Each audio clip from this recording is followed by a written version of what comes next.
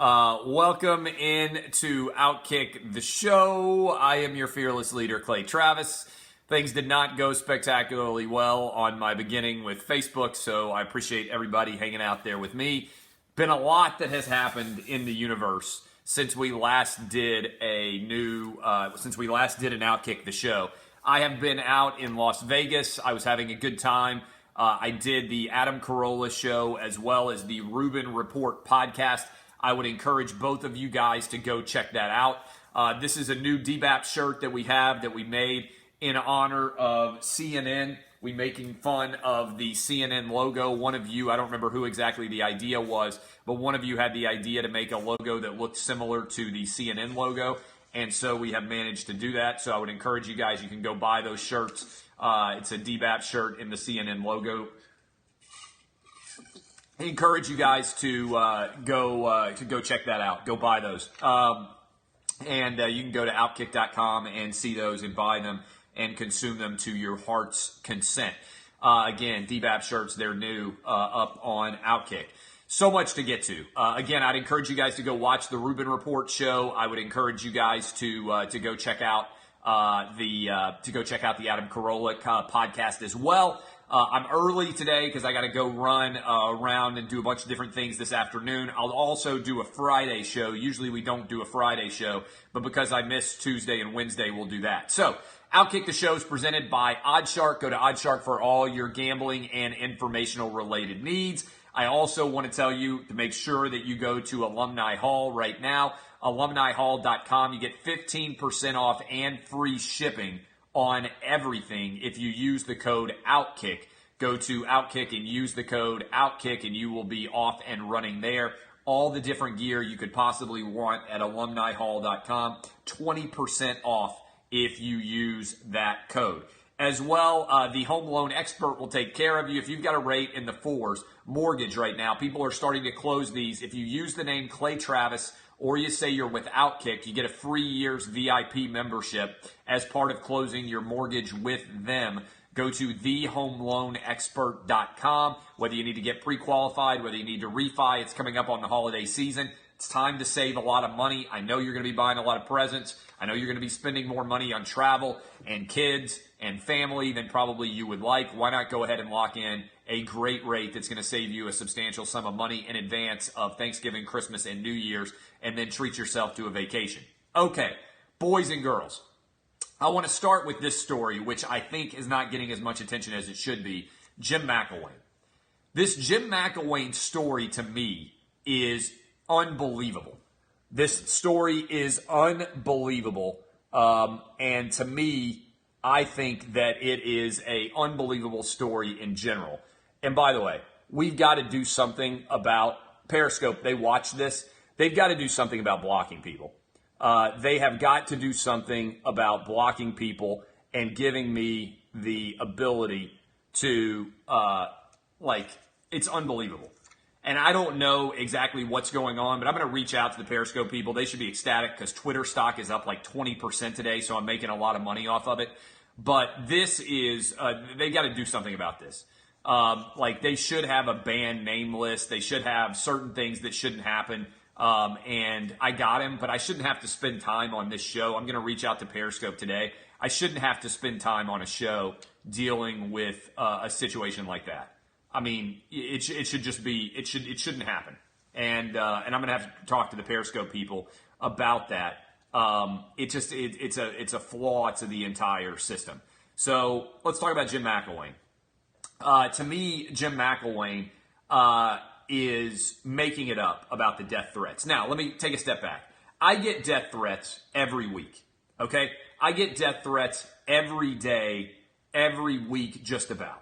And I think that's a huge flaw of social media in general, that we have created a universe where people feel like they can go on and make death threats, even if they're not going to act on them. The idea that you would go on anywhere and say, I want to kill you, you should die, I swear to God, we're going to have to talk about this. And this is becoming a major issue because I shouldn't have to do this, especially when it's clearly one person. And it's clearly one person who, I mean, come on, like, this is ridiculous. It's just an incredible flaw in the overall Periscope system. And it's not funny. It's not in any way entertaining. And like, this is, look, I'm a First Amendment absolutist, right? And I gotta say, this is something that they need to be on top of. This is something that they should actually be taking care of. And it's something that needs to make, a situation, because it continues to pop up. So, I mean, I've got to kill him. I mean, I have to go into the screen to block him. And so, I mean, it's like, what in the world's going on? I agree. Once you're blocked, your IP address shouldn't be able to come back in. Okay. Then you guys just report the comments. Then you guys report it. I'm not even going to worry about it. You guys take care of it. You guys take care of it. So I think the Jim McElwain, you guys are on tap. I'm deputizing you guys. You're my infantry. You guys on top of it. You guys report this so I don't have to worry about it. Okay. So to me, what I think is fascinating about this Jim McElwain story is, first of all, we've created this broken system. We've created this broken system where people feel compelled and able to go on to social media and say things they would never say face to face. And I use this all the time as an example. I have never had somebody say a negative word to me face to face. So the same people that go on social media and bash and say like all these outlandish things, when they actually see me face to face, either they don't say anything at all or they request a picture. All the time. Okay, that's what I've seen for years of social media. But when I saw Jim McElwain come out and say that he had been receiving death threats, it set off a little bit of an alarm. First of all, I don't see Jim McElwain being that active on Twitter. And if he had been receiving death threats, he also took the next step further and said players and coaches had been too. And then the University of Florida did something interesting. Scott Strickland, the AD down there who's in charge, said, can you give us some info about this? Can you give us some interesting info about this? And he didn't give any info at all. And so to me, that means that he's making it up. That meant that Jim McElwain is making it up. And I think what's going to happen here, here's my prediction. I think Jim McElwain is going to leave Florida at the end of the year to get in front of the mob that's going to otherwise fire him. I think Jim McElwain is out at Florida. I think Georgia is going to blow out. I think Georgia is going to completely blow out Florida. And I think what's going to happen is the next week, Florida is going to go on the road and they're going to lose in Columbia, Missouri because they can't score. And Missouri's going to outscore them with Drew Lock. I think Missouri's going to get a little bit on the roll. It's rare that I give you a gambling pick a week in advance. I'm telling you right now, Missouri is going to beat Florida next weekend. They are going to beat Florida next weekend, and that'll drop Florida to 3-5. And then I think what's going to happen at the end of the year is Jim McElwain is going to get out of town. Jim McElwain is going to bolt, maybe to Oregon State, maybe to Washington State if Mike Leach gets hired somewhere else. I'm telling you right now that he is going to bail on Florida. He's not a good coach. Gator fans were defending him to me before this season started. Now they've all abandoned him, and they're all saying, you know what, Clay Travis, you're right. Missouri is going to beat Florida. Missouri is going to beat Florida. And if Tennessee hires Jim McElwain, I'm picking a new team to root for because he's totally over his head right now. And I'm telling you right now, that's my biggest prediction about what's going to happen. I think he's caught in a lie. I think the administration does not want to stand behind him. And I think they're going to allow him to leave, and then the Florida job is going to come open. And then who Florida hires, you know who I think Florida might hire? You know who would be a perfect fit for the Gators, and it pains me to say it? Chip Kelly. Can you imagine Chip Kelly at Florida with all of the resources that the Florida Gators have, with all of the ability to win? Oh my God, it would be incredible to watch. Now, I think that's the best possible hire they could get. A lot of Les Miles people need to stop. Les Miles people need to stop. Les Miles is not going to get another good job. He's not going to get it. But that would be incredible if Chip Kelly got that job. The other one is, it's crazy. They could also make a run at Bob Stoops. Yes, they could. But they need an offensive coach. The other one that I think would win at a high level, Lane Kiffin. I'm telling you right now, if I were Arkansas, I would hire Lane Kiffin at the end of the year. I would fire Brett Bielema, and I would hire Lane Kiffin. I don't think there's any doubt at all about it. That would be an incredible hire. It would really be a kick in the teeth to Tennessee fans is if John Gruden went to Florida. Can you imagine after all the groomers, if he then went to a rival that's already kicking Tennessee's ass? That's honestly what I would kind of expect. So I think the Jim McElwain thing is made up. So I was at the World Series. On Tuesday night. It was absolutely phenomenal when Kenley Jansen came in to California Love to close out that game. Best walk-in music of all time. Best walk-in music I have ever seen for Kenley Jansen to come walking into that music was phenomenal. Was absolutely incredible. And I said on the show this morning, you can listen to the radio show, I said it's the best walk-in music of all time. And then Jason Martin and other people are like, what about Enter Sandman? Oh, that's great. Has nothing to do with the New York Yankees. You can play that song anywhere. Best walk-in music ever to connect to a team is California Love. The traffic was brutal. It was almost impossible to actually get there. I didn't even know when we were going to be able to get there. It was a joke. But in general, it was a phenomenal atmosphere. And I fell asleep before the game was over. The poll question, about 60% of you guys did as well. But that was really, really cool. That was pretty fantastic. Now, Welcome to the Jungle was great. Trevor Hoffman, I think, entered to Hell's Bells, which was pretty cool. But that was an intriguing kind of situation. I was in a box for part of the game next to Lady Gaga and Joe Torre. What an incredible combination that was in and of itself. Anyway, it was an intriguing kind of setup. I want to get to this Major League Baseball story now. We have, and I would encourage you to go watch the Rubin Report because it's up on YouTube. I tweeted it out. You can watch me talk about this in great detail. But we've entered into a weird universe in the world of sports media where people make up totally not in any way supportable stories.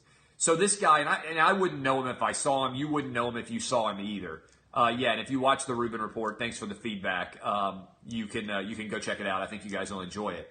But we talked about this story. This guy, Bruce Maxwell. I wouldn't know Bruce Maxwell if he were sitting at the restaurant that I'm about to go eat lunch in. I wouldn't be able to pick him out. I wouldn't know him if you gave me a lineup of 10 guys and said, which one is the Major League Baseball player who took a knee? I would have no idea who he was. Okay, just zero remote idea. I know he plays for the Oakland A's. I know he's the only baseball player to take a knee. He's from Huntsville, Alabama, which is a great town. I think Huntsville is the best town in Alabama, which may be damning it with faint praise, but Huntsville is an awesome place. North Alabama, just down the road, highly educated town. For a long time, it was like the highest percentage of PhDs in the entire nation per capita because so many people work at NASA there. It still may be the highest percentage of educated people in the entire country. I know for a long time it was. Huntsville's a great town. Really cool place for a small town if you want to live in a place that has, 150, 200,000 people. Great weather. You're not far from Nashville. You're not that far from the ocean. It's a great place. So, this is what's ridiculous about it. Maxwell claimed that he was refused service because the guy said that he recognized him and he knew that he had taken a knee. There's no way this is true. Nobody knows who Bruce Maxwell is, and this is immediately a story that you hear and you're like, oh, it's made up. I just don't believe it, right?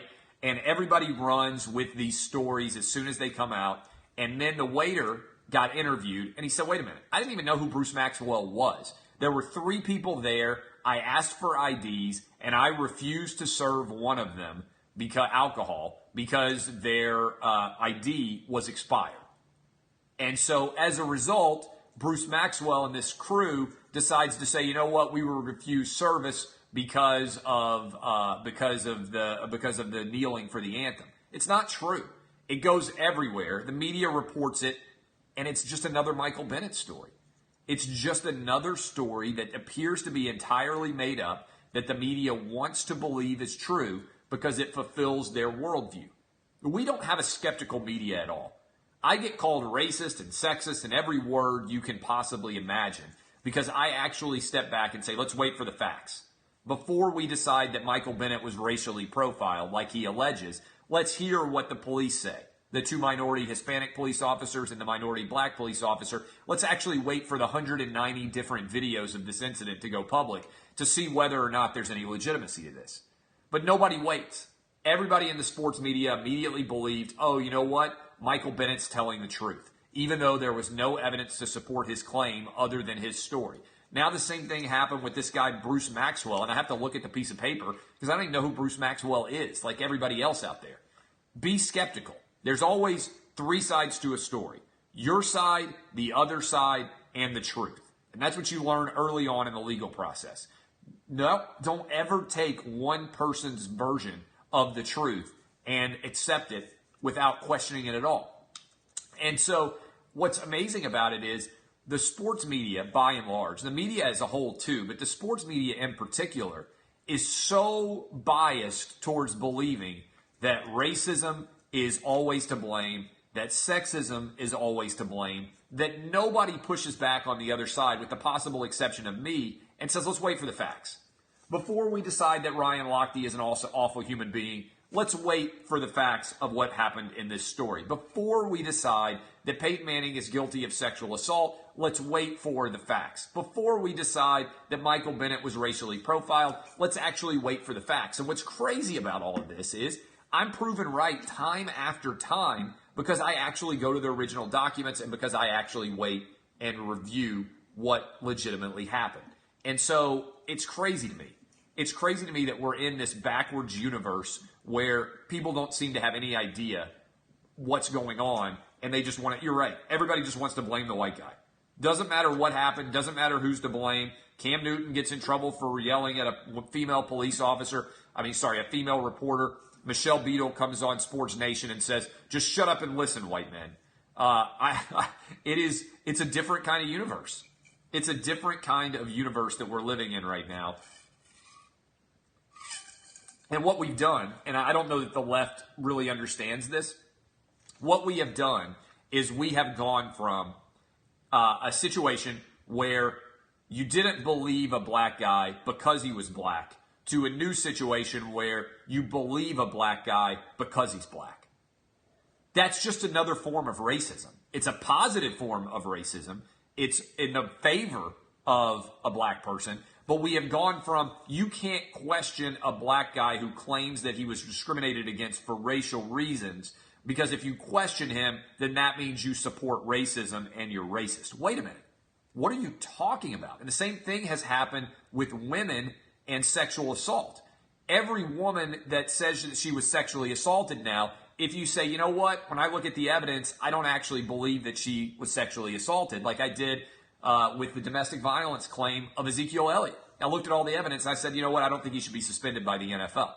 There's not enough evidence here. So what we're at is we have swung from one side to the other. And I was talking about this on the Rubin Report.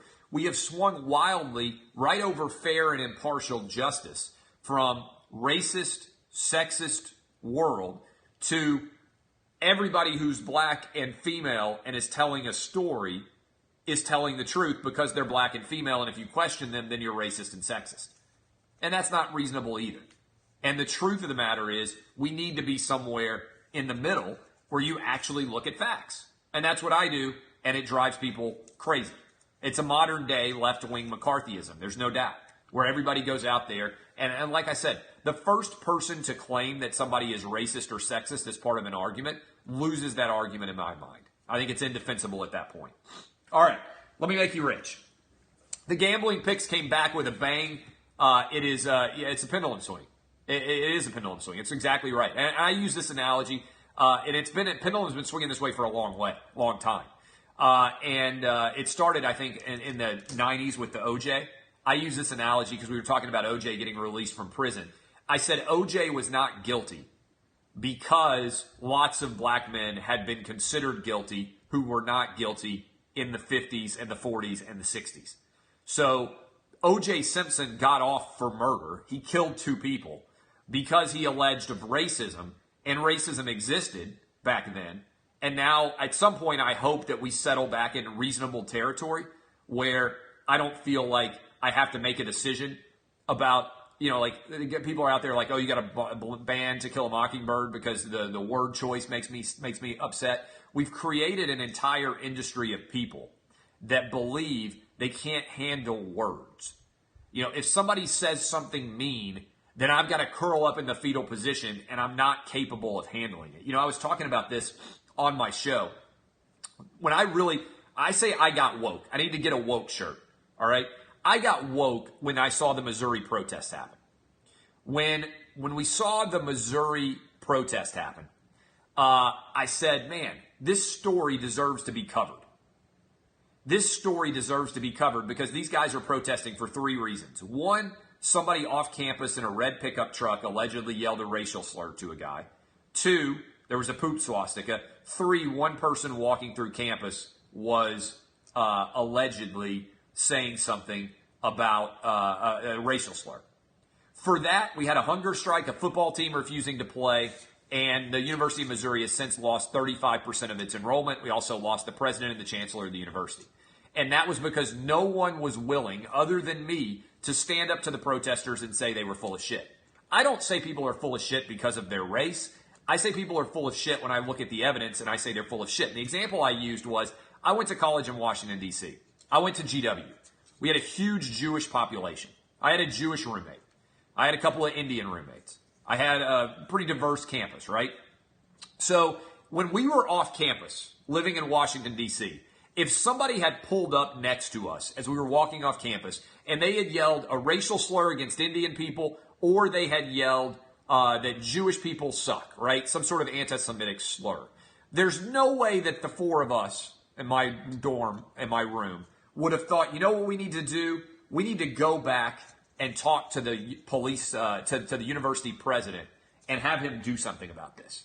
Because if somebody says something mean to you off campus in a big city like Washington, D.C., what you learn is that's life. You got to deal with it. Might suck, might make you feel a little bit bad, but there's no reason whatsoever why the university president needs to be involved. We don't know if the racial slur happened off campus or not, but presuming that it did, these guys went to the university president and asked him to be more active than he was. What do you want him to do? Do you want him to hold your hand while you go to a lunch break? Do you want him to give you a blankie? Like, what is the university president supposed to do when he hears that one of his students had a racial slur yelled at him off campus? That sucks, assuming it happened. But it's not the university president's responsibility to respond to that in some way. And we have created this industry of kids and also an industry in the media where people are like, oh my God, somebody said mean words? How in the world are you supposed to respond? How can you possibly stand up to somebody who said a mean thing to you? And it's driving me crazy because the world is not designed to never offend you. The world is not designed to protect you from hearing words that you don't like. The world doesn't exist to ensure that you are eternally protected from being offended. And so everybody out there, regardless of your political persuasion, should be terrified when they see things like, we can't teach To Kill a Mockingbird in schools anymore because there are racial slurs in it. Motherfucker, it's a book from the 1930s about life in a pre-civil rights South. Of course there are going to be racial slurs in it. It's an accurate reflection of the world in which Harper Lee grew up. It's an eye-opening experience for people to see how much the world has changed. And I like to use this as an example because I think it flies right in the face of what our modern society says. Modern society right now would tell you that this is a fascinating story, right? If you remember To Kill a Mockingbird, Mayella Ewell accuses a black man, Tom Robinson, of raping her. And she does it even though it didn't happen. And she gets put on the witness stand, and Atticus Finch proves that she is lying. He aggressively questions her. In modern day America, we would call that victim shaming, right? If Atticus Finch does his job in the courtroom and doesn't believe a woman who alleges a rape, it would be called victim shaming. That's the truth. That's what it would be called. That's literally the job of an attorney. That's literally the job, I think, of reasonably intelligent people out there. You don't presume that because somebody said something is true, that it's actually true. That's the way I was raised. That's the way I was trained. Similarly, you don't presume, again, that somebody's guilty just because of their race. But, and this is an important part, you also don't presume that somebody is innocent because of their race. That's a form of racism. Using somebody's race to determine yourself whether or not you believe they are telling the truth is just as bad from a justice perspective as not believing somebody because of their race. And the fact that people don't see this drives me crazy. And the result is we end up with a lot of lies being told because a guy like Michael Bennett knows that almost no one in the media is going to call out his bullshit. So when he says that he was racially profiled and unfairly treated by the Las Vegas police, hardly anybody out there in the sports media at all is going to say, wait a minute, are we sure he's telling the truth? Because most people are so afraid in the left-wing sports media of being called racist that they would rather just presume that a black guy's telling the truth, even when he's lying, than be called racist by anyone. And the same thing is happening with all these sexual assault claims, domestic violence claims. Go look at what the allegations are against Ezekiel Elliott. They don't stand up. Just because a girl says something improper happened doesn't mean it happened. Just because a guy said it didn't happen doesn't mean it didn't happen either. You can't use race and gender as a proxy for who's telling the truth. That's called racism, and that's exactly what people did in a pre-civil rights era. Just because we used to be wrong doesn't mean we cure the wrongness by swinging all the way back to the other side and presuming that because of your race and the gender, you're telling the truth now. It's broken. Our system of governance is broken, and our system of justice is broken, and even the way we talk about stories are broken because you can't actually tell the truth because so many people out there are afraid of being called racist or sexist or homophobes or anything else. And that's why we make a living here telling the truth on Outkick the Show and Outkick the Coverage. Anyway, that's me on my soapbox driving me crazy on stories like these. If you like this show, share it with your friends. Go buy your DBAP shirts, rock and roll. Don't judge people. It's a crazy idea. It's a crazy idea. Don't judge whether somebody's telling the truth based on their race or their gender. It's a wild idea, I know, but I'm telling you to do what traditional liberals would do, which is judge people based on the facts of a case as opposed to whether or not somebody is white, black, Asian, Hispanic, or male, or female, or somewhere in between. Drives me crazy. All right, gambling picks. I'm going to make you some money. That's all I can do. All I can do to make the world a better place is make everybody rich, and that's what I'm going to do right now. I'm going to give you my gambling picks really quick. I'll also do a show again tomorrow. I'll do a show in normal time or maybe a little bit early also tomorrow because I'm going to try to get out a little bit early. It's been a busy week. But here are my gambling picks. Last week was a great week. We went 7-4. It looked like we were going to go 8-3 until West Virginia somehow managed to give up to collapse. Here we go. Florida State at Boston College. This game is tomorrow. I gave you out Boston College +6. I love Boston College still at +3.5. I think they beat Florida State. Rutgers +24 against Michigan. I love Rutgers here. Michigan hasn't beaten anybody by 24 all season. Rutgers is coming off 2 straight wins in the Big Ten. I don't believe Michigan's any good. Oklahoma State at West Virginia. Sooner or later, we're going to be on the right side of a West Virginia game. They've screwed us 2 straight weeks in the picks. I'm telling you, I'm taking them +8 here. Kansas State -24 at Kansas. Here's the rule. When Kansas is playing, I go against Kansas. I got Kansas State -24. USC at Arizona State. Arizona State, I gave you out at +7. You need to be in the Outkick VIP. $99, you get a free shirt. So it's basically costing you $60 for the year. You get all the gambling picks immediately after the lines come out. Go get your shirt. You got the new DBAP shirts out. There's lots of new gear up on Outkick.com. You'll get hooked up. Make sure that you do it. USC at Arizona State +7. Arizona State now +3. I think Arizona State wins this game outright. Duke at Virginia Tech. Virginia Tech covers just over 2 touchdowns. Georgia's going to blow out Florida. Georgia's going to blow out Florida. I love them at -14 and under. FAU going to win by double digits over Western Kentucky.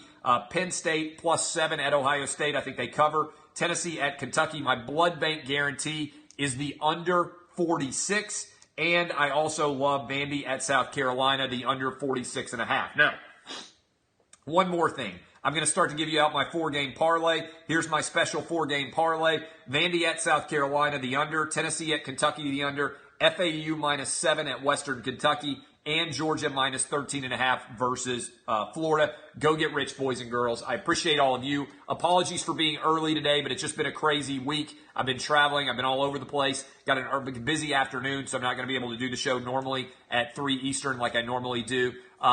Kisses to all of you. Go buy the new DBAP shirts. Remember, do something crazy. Don't judge whether somebody's telling the truth or not based on their race or their gender. If you can do that, that's what's called justice. I'm Clay Travis. Twitter, killing it. Bang. Up 16% today. Stay strong. This is Outkick, the show.